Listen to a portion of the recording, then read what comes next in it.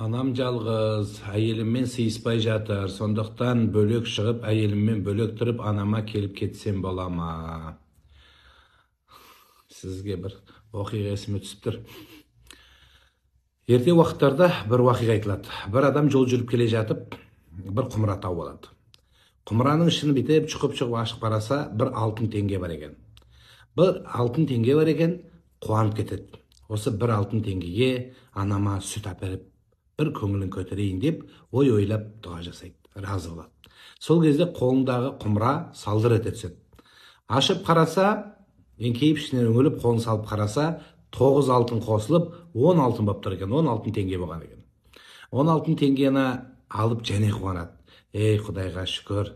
Осы анамды қашанғы сүтпен тойдыра берем, бір сиыр алайын. Содан кейін сол сиырды сауып, күнде анама қасында тұрып сүт берейін деп ниет қылған кезде, қолындағы құмырасы және салдыр ете түседі. Қолын салып қаласа, жартысына дейін алтын толып қалған екен.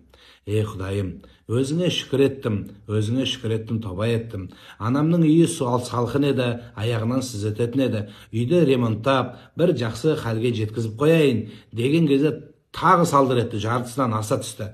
Қараса, жартысынан асқан толы алтын екен. Әйеліммен анам сыйыспай жүреді. Бір жаңа үй алайын, сол әйелімді бөліп шығарайын, өзім әйеліммен бөлек тұрайын, сөйтіп анда-санда анама келіп, жағдайын сұрап тұрайын, анам сол ескі үйінде тұра берсін деген кезде құмыра даңғыр ете қалды. Не даңғыр етті екен деп қараса, әлгі құмыраның ішіндегі жарты алтыннан көп алтын бір-ақ алтынға түсіп қалған екен.